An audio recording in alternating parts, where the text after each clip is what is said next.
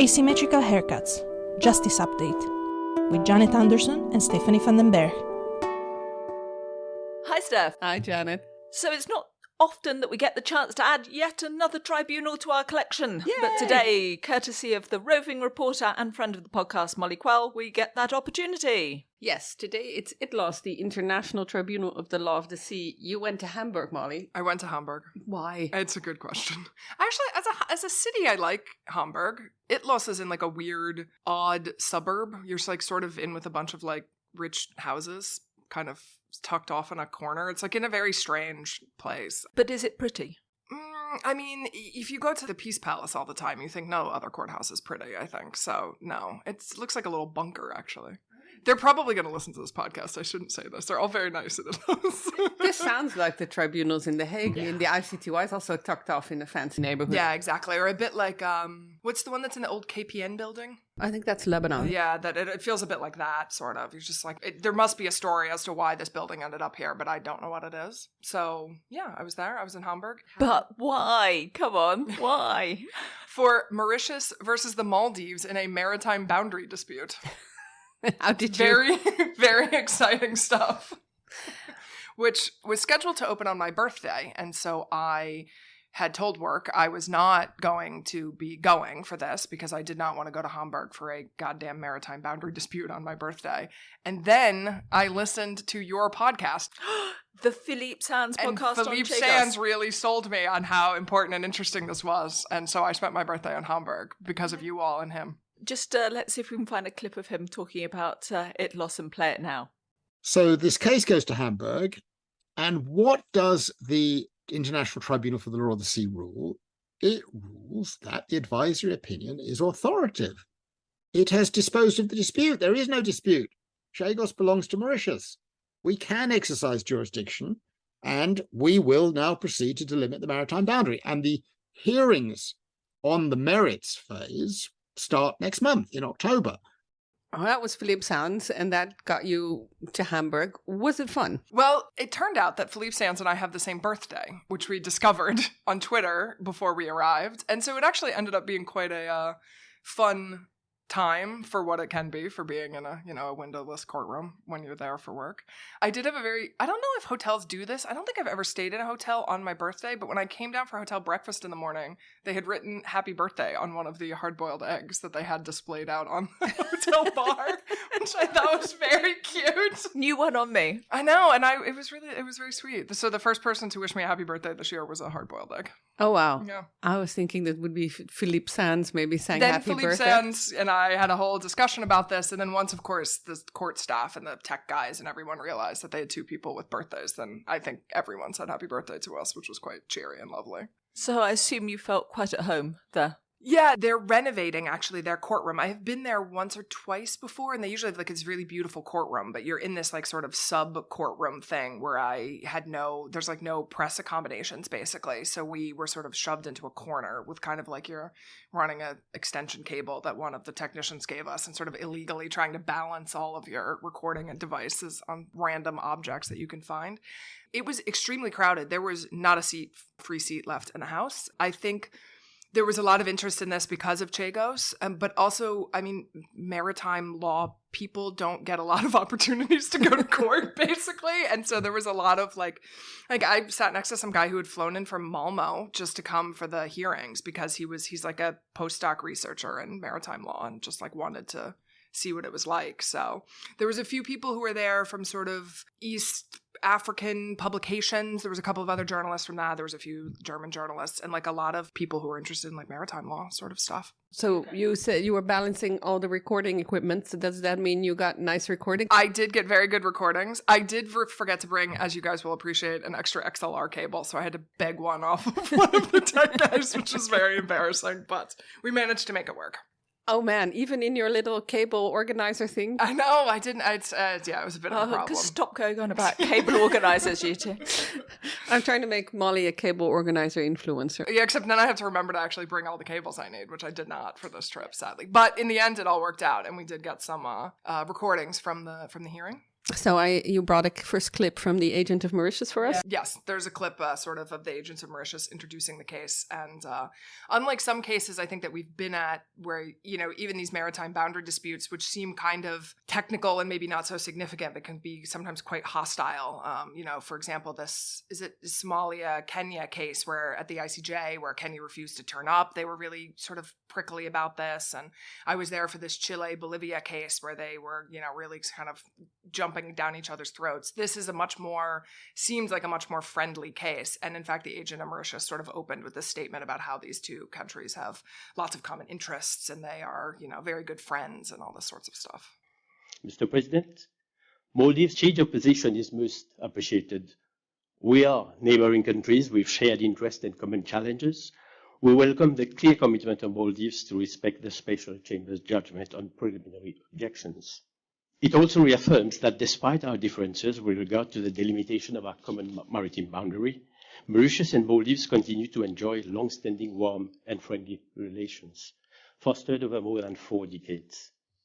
Mauritius and Maldives are small island developing states, which are confronted with the effects of climate change, sea level rise, economic and environmental vulnerabilities, and inherent structural handicaps such as distance from larger markets, and are dependent on tourism, which was severely impacted by the COVID-19 pandemic.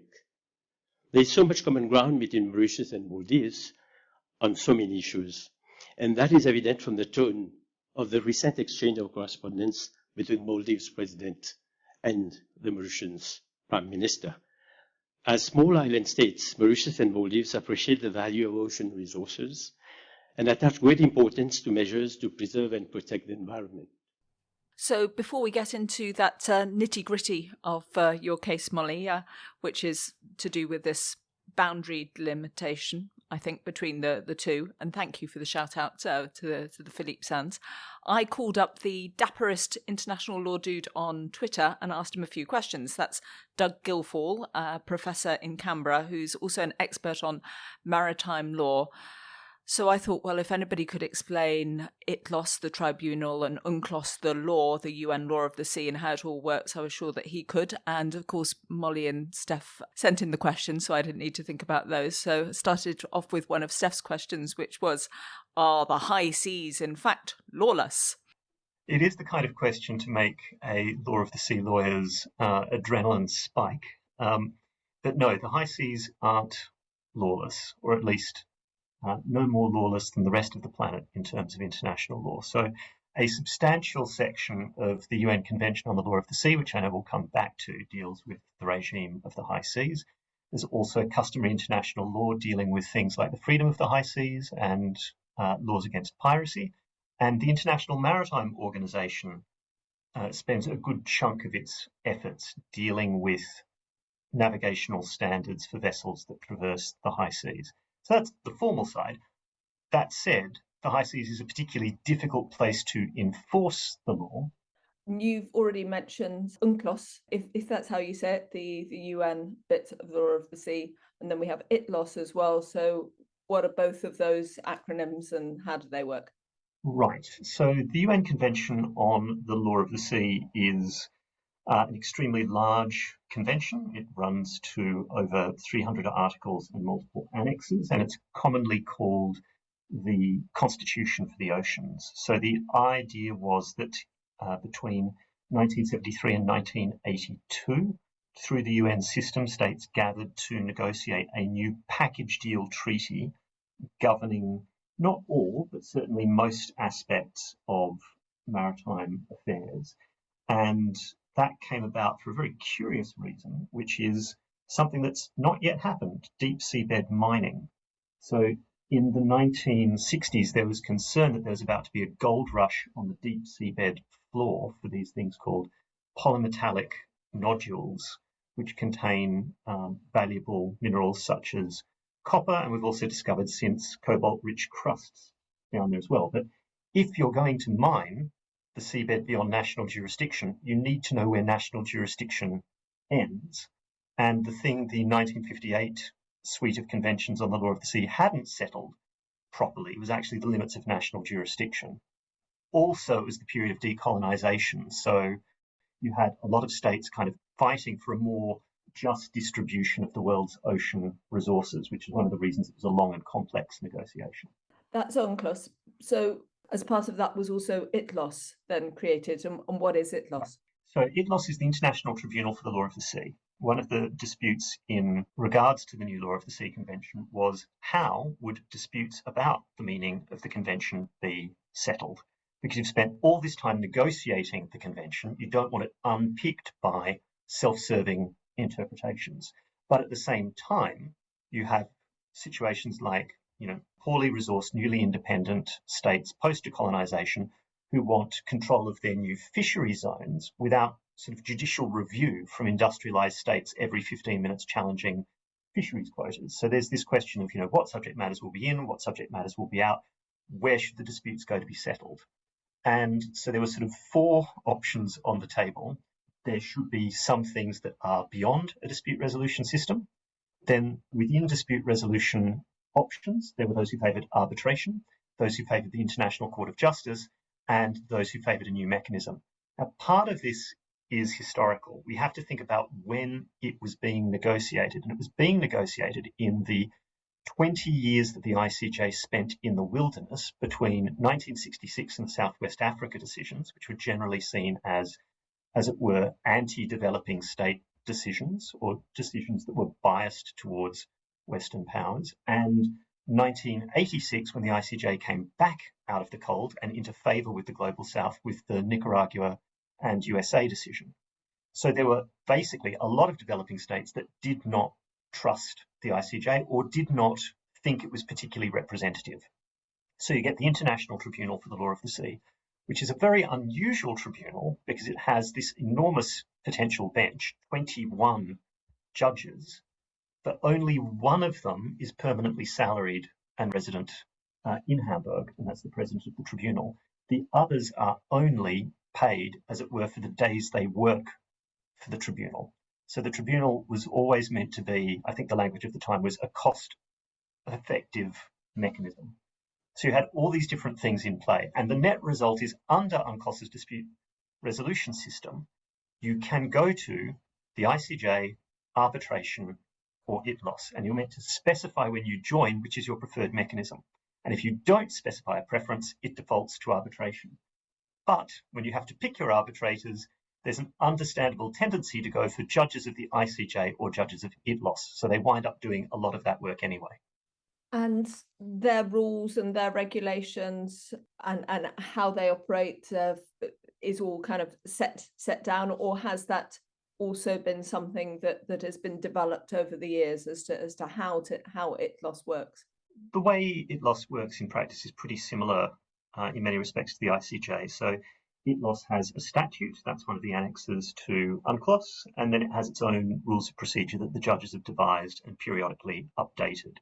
And one of the questions from Molly, because she's going to make me say this word and see if I can say it properly, is that this case that she's been looking at, which is what we've kind of basically known as the Chagos case, because we did the interview previously with Philippe Sands, is about archipelagic nations.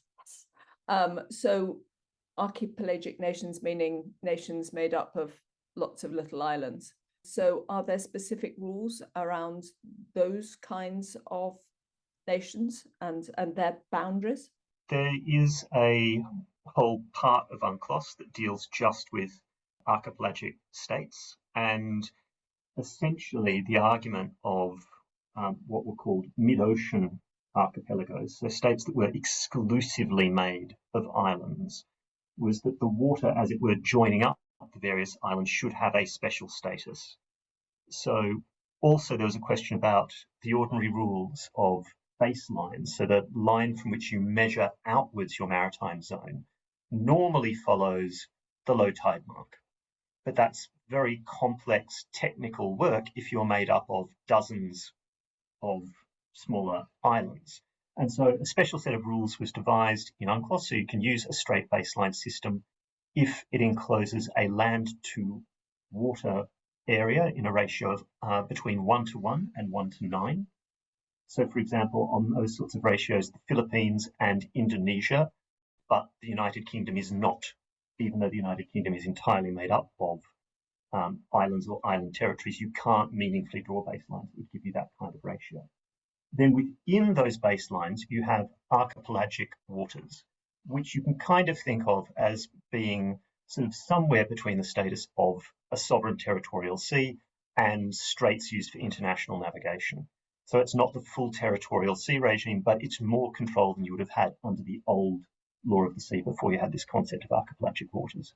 Why does the case that is being discussed now at ITLOS matter? Does it have ramifications on these issues about access all over the world? What are the big themes in that case? Well, first, to declare an interest between 2010 and 2014, I did some work for Mauritius as part of their legal team on the first UNCLOS case, but I've had no substantive involvement since, but obviously I've followed the case. So really the core issue for Mauritius is this question about, as the title of the ICJ advisory opinion goes, the legal consequences of the detachment of the Chagos archipelago from Mauritius in 1965, prior to its independence in 1968, and whether it legally forms part of Mauritius or whether at the least it has a special legal status because of a series of undertakings given to the pre-independence Mauritius government by the United Kingdom called the Lancaster House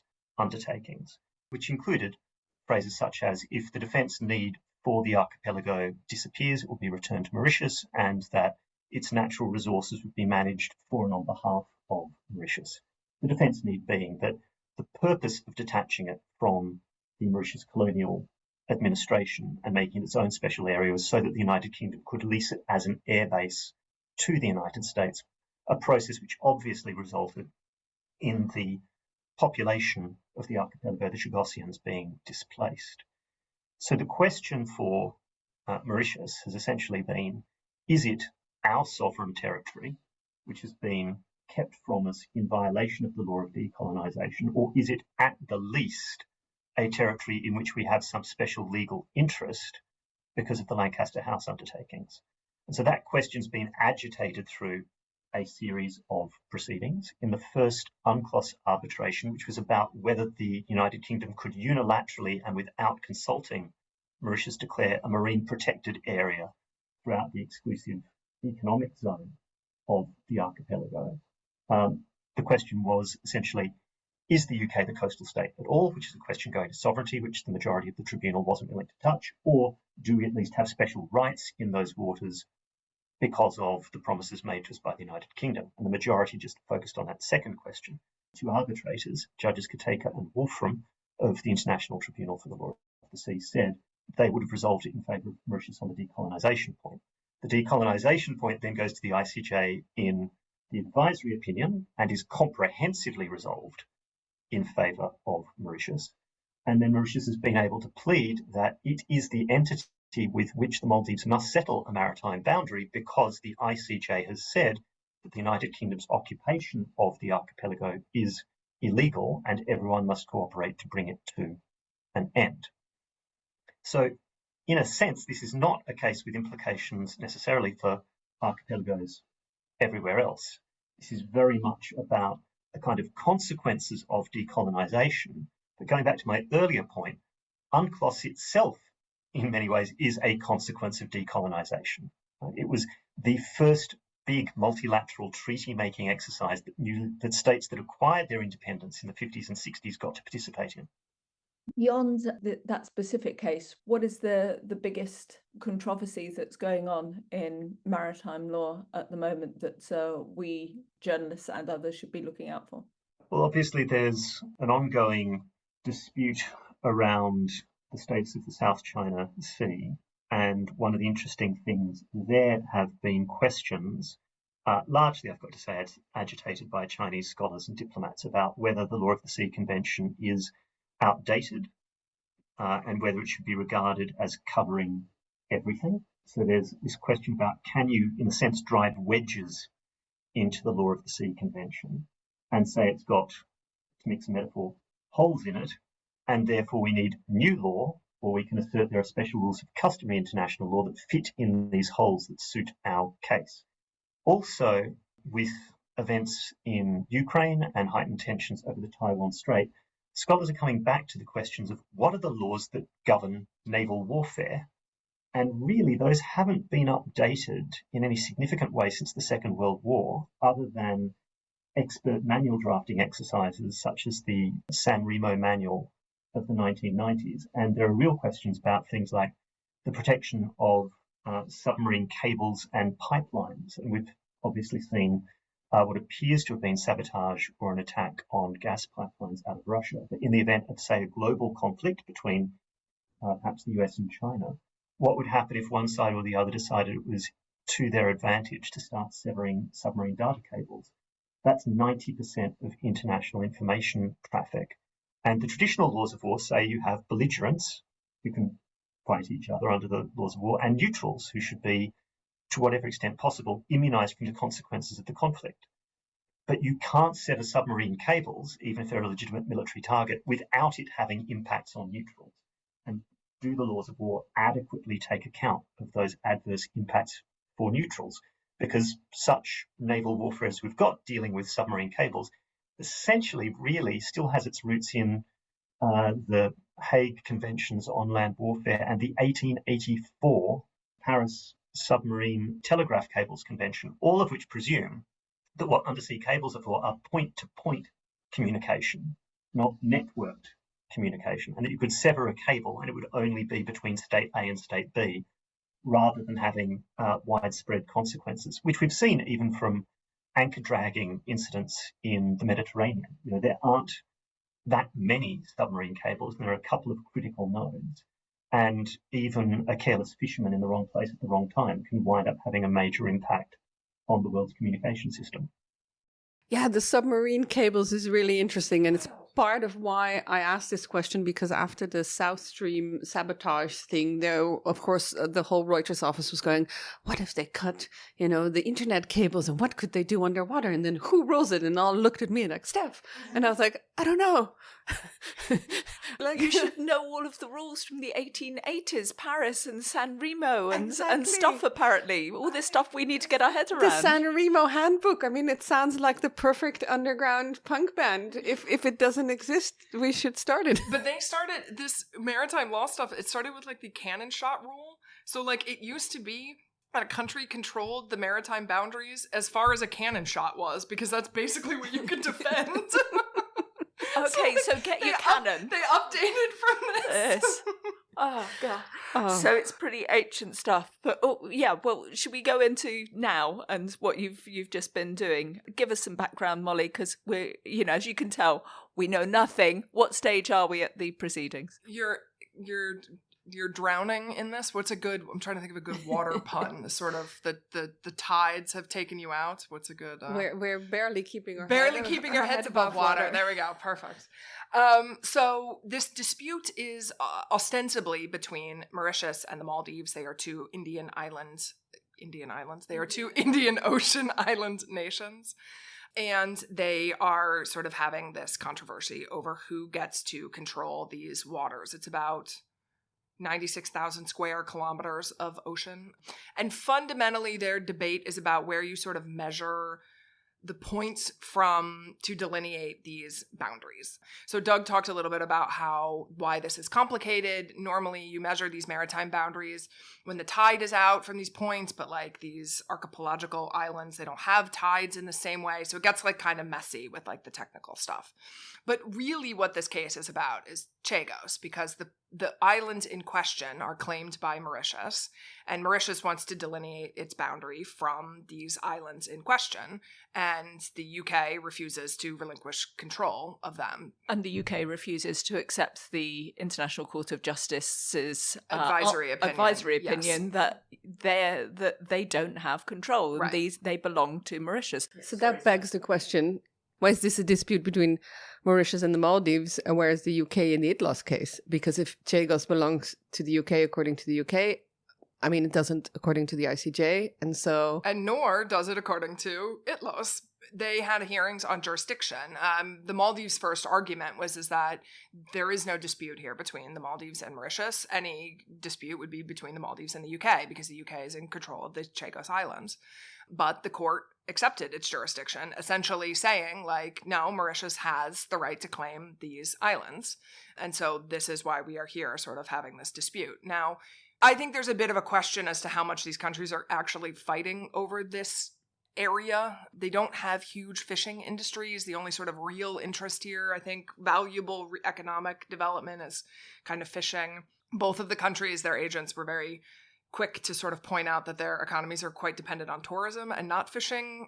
They seem to be sort of making this point that actually it's not really a question about their economic zones.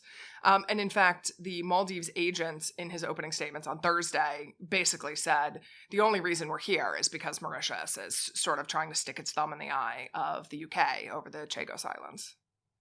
At the preliminary objections phase of these proceedings, I informed the Chamber that Mauritius appeared to have commenced these proceedings primarily with a view to advancing its bilateral dispute with the United Kingdom concerning sovereignty over the Chagos archipelago, rather than to resolve any significant dispute with the Maldives concerning the law of the sea.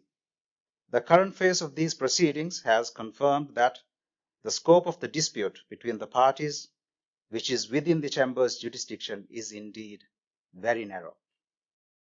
To the boundaries, the basic idea of this is if Mauritius has Chagos, that pushes its territorial waters out a lot because Chagos is a long way off from Mauritius, and then everything between Chagos and Mauritius, you would start looking at delineation only from Chagos onwards and not before Chagos as you would possibly now. Yeah, exactly. And 2 decades ago, I think the UK and the Maldives had already sort of delineated this boundary. And in 2010, the UK declared this whole area like a marine protected zone. So there is some discussion about what will happen to these waters should ITLOS rule that that the boundaries are where Mauritius says that they should be.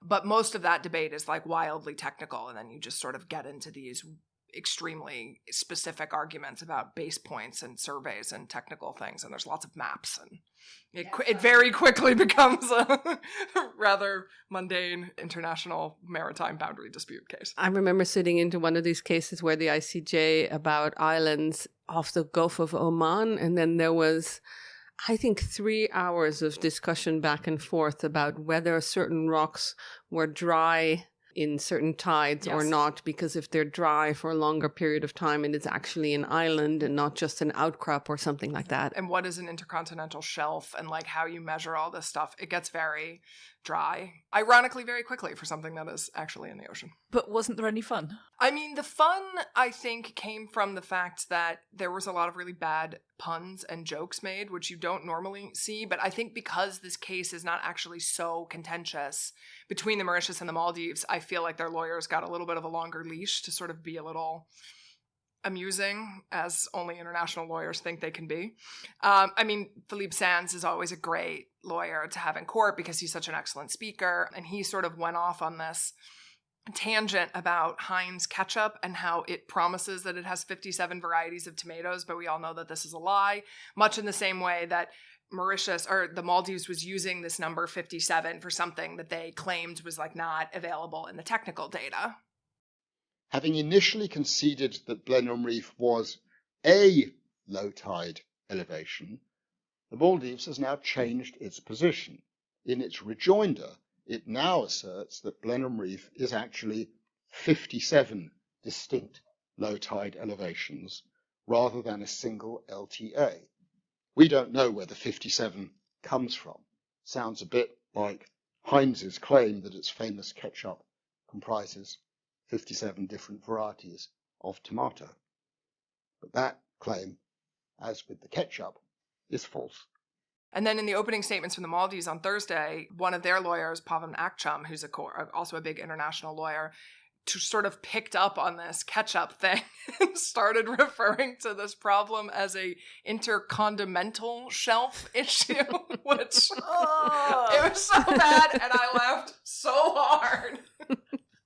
And how did all the maritime law nerds or the people who traveled all the way to see this in this packed courtroom react? Were they as amused by this as you were? I don't think so. I mean, I think not infrequently lawyers do not have a sense of humor. This is going to get me canceled from my job, but it was sort of funny to be sitting there, especially as Sans was talking, because he's such a great, just a good orator, right? And I'm kind of giggling in the corner, like I think we would be if we were all sitting in a press room with his like jokes. And I think a lot of these like sort of law expert people were kind of side-eyeing me and not really sure if it's like appropriate in this very formal and important setting to be laughing at Philippe Sans's ketchup jokes, but is simply interested in avoiding a collision with such shallow features, even if they are fully submerged at low tide. We invite Mauritius to abandon those nautical charts and rely on its own more accurate survey report. And this brings me to the only useful information arising from the survey, namely confirmation that Blenheim Reef is definitely not a single low tide elevation. Mr. President, Counsel for Mauritius expressed some confusion as to the source of the Maldives data in this respect. We have no idea where the number 57 comes from, he said in surprise. There was even something about Heinz ketchup on the condimental kitchen shelf, claiming that each bottle consists of 57 tomatoes without any proof of the Maldives' 57 different varieties of tomato. We have an easy answer for Mauritius. It needs to look no further than its own survey report. The 57 different varieties are the fruits of its own effort. And I add, Mr. President, that a tomato is a fruit, not a vegetable. And how long will this whole thing take? I mean, we understand, they've said they do have jurisdiction. This is now the arguments on the merits then? Yes, so they've moved on to the arguments on the merits. As we are recording today, they are still doing their opening statements from the Maldives, which they had 2 days for. And then it will run into sometime next week, Monday or Tuesday. So that's still in October. We'll probably be putting this out in November. Yeah, so they have a few more days to sort of debate the merits of this, and I think most of that is basically a lot of this technical survey data and how long is this island dry for, and what is climate change doing to these kinds of things, and is this a reef or is it not a reef? This sort of things that you get into with the nitty-gritty stuff of maritime boundary disputes. So, how long is it going to take? It's international justice, Janet. We could be back here in decades. I think, judging kind of from how fast ITLOS puts out its decisions, we'll see something probably next year. I think sometime maybe before the summer even, but perhaps before the end of the year. And Janet explained something to me that I didn't know before. It's that ITLOS only has one permanent judge and the rest are rotating, and there are sometimes familiar faces from cases we see here. Any familiar faces on the judges' bench? Yeah, I think that there was 1 or 2 ICJ judges who were there when I was there. Also, somebody who was serving as an ad hoc judge I was in line behind him at security, and he'd brought his wife along, and she was like very excited because this was, I guess, the first time that he'd been at ITLOS, and she was like very excited to like come to like a trial, and I felt kind of bad for her because I was like, I don't think you're gonna the way she was describing it, I think she was picturing like Law and Order, and like I was like, this is not gonna be Law and Order. They never are, these ones, are they? Yeah, it's a weird, when they designed this court, the idea was that it was supposed to be very like efficient and like cost effective. So they only have 1 permanent judge on staff. I was wondering, did they have that court architecture where they want it to look cheap and efficient, and so they go for like IKEA wood paneling everywhere? Yes. And a lot of glass. Yeah, exactly. But it was sort of created, I think Doug talked about this, in this like sort of time when the ICJ was kind of in this like sort of no man's land because it had made this really horrible ruling in this like apartheid case, and like nobody wanted to bring cases there because they were like, these judges are horrible and racist and we don't want to dispute things. And then it sort of changed its trajectory in this Nicaragua US case. But in this like sort of no man's land time, this is when ITLOS was created. And so they sort of designed this to kind of be like a really effective and efficient system. So yeah, they only have one permanent judge on staff. They can seat 21 judges, which is like a very large panel of judges. Yeah, wow. I think only the ECHR maybe has a bigger judge panel. Yeah, I can't speak. I mean, there might be some court in, I don't know, Bangladesh. Well, we can just ask our listeners if anybody knows of a biggest panel possible. It's bigger than what you can seat at the Court of Justice in Luxembourg, because I think that their biggest is 17. So I think ICJ is 17, is 15 plus 2 ad hoc judges. Why do you need so many judges? That's a lot of judges. Oh, they like having something to judge. Yeah, you got to do something with all these maritime law PhDs that were sitting in the audience. They have to have some sort of career to aspire to. Absolutely. So you'll come back in maybe when there is some kind of a decision, or maybe we'll have Philippe Sands in as well to... On our birthdays next year, perhaps we could all come in to Philippe, if you're hearing this is a standing invitation to come have cake with us and Molly on your birthday and discuss the Chagos case. And we'll extend the invite to... Professor Sands as well. Of course. Even though this is a justice update, we know that you are a vocarious reader and consumer of pop culture, so we can't let you go, and I don't think you would want to leave here without telling us. I'm only here to talk about what I'm reading, Dana. Reading, watching, listening to. Go ahead. So, of course, I am finishing up The Last Colony, so Philippe Sands' book about Chagos, which is very good, and I would recommend it, even if you're not really a international law sort of person, because he's quite a good writer, and the story is really... I mean, it really tugs a little bit about your heartstrings about how these people were when they were forcibly removed, and the stories about the cemeteries, with how the Chagosian cemeteries were overgrown and horrible, and the American service dogs cemeteries were like neat and pristine and perfect. And yeah, I mean, it really like sort of drives the point home of how horrible this was for these people who have still not been able to return home. The other thing I am reading, it is of course spooky season, so I'm reading a lot of horror right now, and at the moment I'm reading this book called The Fervor, which is about Japanese internment camps during the Second World War.